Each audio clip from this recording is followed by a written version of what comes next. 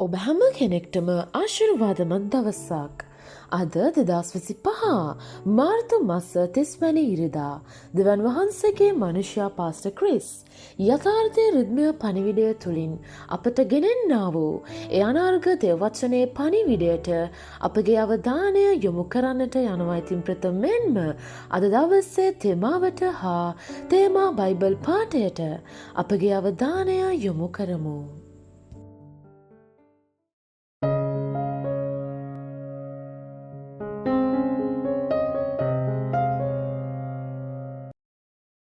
අන්‍ය භාෂාවෙන් කතා කරමින් මඟ පෙන්වීම ලබා ගන්න.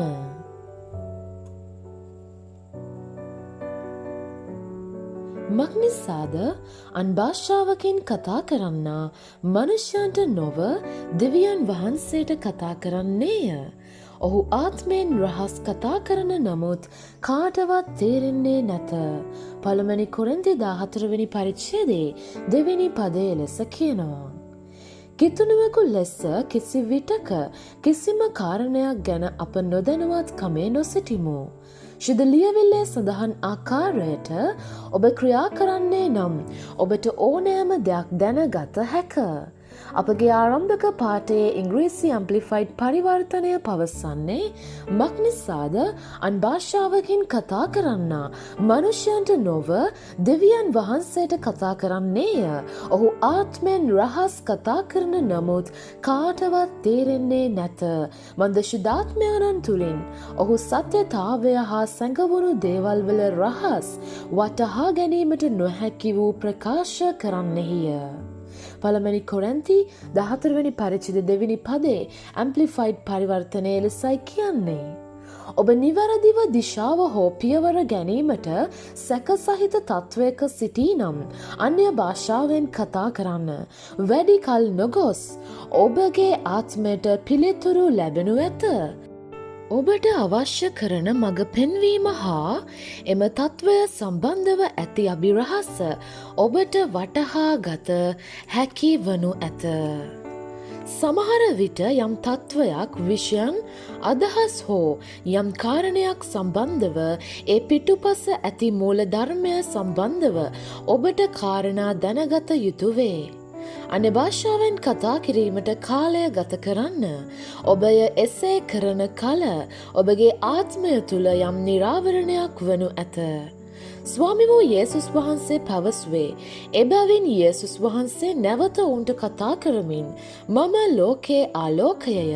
මා අනුව එන්න අන්ධකාරයෙහි නොහැසිර ජීවනයේ ආලෝකය ලබන්නේ යයි කීසේක ශුද්ධ යොහන් 8 වෙනි පරිච්ඡේදයේ 12 වෙනි පදයේ ලෙස කියනවා.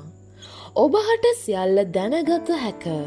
ඔබගේ ආර්ථිකය, සෞඛ්‍ය, රැකියාව, ව්‍යාපාරය, සේවය හෝ ඔබගේ ජීවිතයේ කිසියම් තත්ත්වයක් සම්බන්ධව ඔබට අන්ධකාරයේ ගමන් කළ යුතු නැත. දෙවියන් වහන්සේගේ ආලෝකය ඔබගේ ආත්මය තුළය. හලෙලුයා. දෙවියන් වහන්සේගේ ආලෝකය ඔබගේ ආත්මය තුළ තිබෙනවා. අපි බලන්නට යනවා හිතෝපදේශ 20 වෙනි පරිච්ඡේදයේ 27 වෙනි පදයේහි කුමක්ද පවසන්නේ කියලා. මනුෂ්‍යයාගේ ආත්මය ස්වාමින් වහන්සේගේ පහනය. එය සියලුම ඇතුල් කොටස සෝදිසි කරන්නේය. ඔබගේ සෞඛ්‍ය හෝ ඕනෑම දෙයක් සම්බන්ධව ඔබට සැලකිල්ලක් දැක්විය යුත්තක් තිබේ නම් පළමුව ශුද්ධාත්මයන්ගෙන් විමසන්න. උද්‍යෝගයෙන් හා ඉතා ඕනෑකමෙන් අන්‍ය භාෂාවෙන් කතා කරන්න. ඔබ නියත වශයෙන් කළ යුත්තේ කුමක්දැයි පෙන්වමින් ඔබ තුළින් උන්වහන්සේගේ ආලෝකය කෙතරම් වේගයකින් නැගී එන්නේද යන්න ගැන ඔබ පුදුමයට පත්වනු ඇත. ඔබ තුළ සිටින ශුද්ධාත්මයන් ඔබව වටහා ගැනීමටත් ජීවත් වීමටත් ජීවිතය සම්පූර්ණයෙන් භුක්ති විඳීමටත් උපකාර කරන සේක. ඔබ උන්වහන්සේ සමග සහභාගිකම් පවත්වන අතර ආත්මයන්ගේ භාෂාවෙන් කතා කරන්න. ඔබගේ ජීවිතය සඳහා දෙවියන් වහන්සේගේ සැලැස්මට සමගාමී වන විශේෂිත පියවරයන් ගැනීමට උන්වහන්සේ මඟ පෙන්වන සේක. හලෙලුයා. මම නැවත කියවන්න කැමතියි. ඔබගේ ජීවිතය සඳහා දෙවියන් වහන්සේගේ සැලැස්මට සමගාමී වන විශේෂ සුරක්ෂිත පියවරයන් ගැනීමට උන්වහන්සේ මඟ පෙන්වන සේක. මොනවා කරාද උන්වහන්සේ මඟ පෙන්වන්නේ? ඔබ අන්‍ය භාෂාවෙන් උනන්දුවෙන් ඕනෑකමින් යුතුව ඔබ කතා කරද්දී ඒ දේවල් වෙනුවෙන් ඒ දේවල් ගන්න ඒ දේවල් පියවරයන් තබන්න ඒ දේවල් වලට ඔබට උන්වහන්සේ මඟ පෙන්වන්නට යනවා. හලෙලූයා. ඉතින් අද දවසේ වැඩිදුර අධ්‍යයනයන්හි තිබෙන්නා වූ එම බයිබල් පද වෙතට අපගේ අවධානය යොමු කරන්නට යන ප්‍රථමයෙන්ම පළමුවෙනි කොරින්ති දෙවෙනි පරිච්ඡේදයේ 9 වෙනි පදයේ සිට 13 වෙනි පදය දක්වා. නමුත් ලියා තිබෙන ලෙස දෙවියන් වහන්සේ විසින් තමන් ප්‍රේම කරන්නන්ට සූදානම් කළ යම් දෙයක් ඇද්ද. ඒ දේ ඇසට නොපෙනුනේය, කනට නොඇසුනේය, මනුෂ්‍යයාගේ සිතට නොපැමිණෙන්නේය. නමුත් දෙවියන් වහන්සේ ස්වකීය ආත්මයන් වහන්සේ කරනකොටගෙන අපට ඒ දේ එළිදරව් කළසේක. මක්නිසාද ආත්මයන් වහන්සේ සියලු දේ එසේය දෙවියන් වහන්සේගේ ගැඹුරු දේවල් විමසන සේක. මනුෂ්‍යයෙකුගේ කාරණා මනුෂ්‍යයා තුළ තිබෙන ආත්මය හැර මනුෂ්‍යයන් අතරේ වෙන කවරෙක් දන්නේද? එසේම දෙවියන් වහන්සේගේ කාරණා දෙවියන් වහන්සේගේ ආත්මයන් මිස වෙන කිසිවෙක් නොදනී. නමුත් දෙවියන් වහන්සේ විසින් අපට දෙන ලද දේ අප විසින් දැනගන්නා පිණිස ලෝකයේ ආත්මය නොව දෙවියන් වහන්සේගෙන් වූ ආත්මය ලැබීමුව. අප විසින් ඒ දේවල් කතා කරන්නෙත් මනුෂ්‍ය ප්‍රඥාව කරනකොටගෙන උගන්වන ලද වචන වලින් නොව ආත්මික දේවල් ආත්මික දේ සමග සමාන කර බලමින් ආත්මයන් වහන්සේ විසින් උගන්වන ලද වචන වලින්ය. ඒ වගේම අපි බලන්නට යනවා රෝම 8 වෙනි පරිච්ඡේදයේ 26 වෙනි පදය සහ 27 වෙනි පදය. එලෙසම ආත්මයන් වහන්සේත් අපගේ දුර්වලකම් වලදී උපකාර කරන සේක.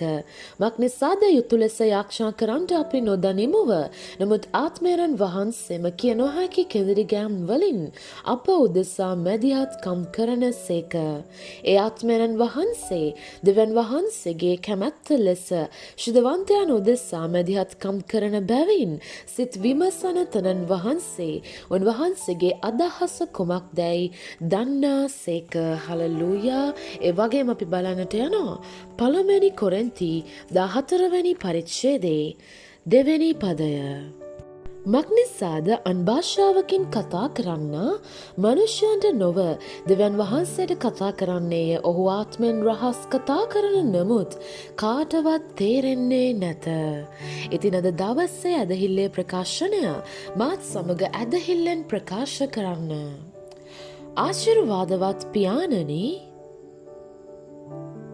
මගේ ජීවිතයේ ඔබ වහන්සේගේ මඟ පෙන්වීම ගැන කෘතඥ වෙමි. මම අන්‍ය භාෂාවෙන් කතා කරන අතර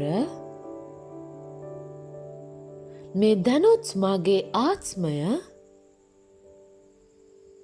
පිළිතුරු ලබා ගැනීම සඳහා ආලෝකමත් වේ. සෑම තත්වයක් තුලදීම මා කුමක් කළ යුතුද යන්න ගැන දැනගැන්ම හා මඟ පෙන්වීම මාහට ලැබේ. මන්ද මම ඔබ වහන්සේගේ ආලෝකයේ මඟ පෙන්වීම ලබා ගනිමි. හාලලූයා.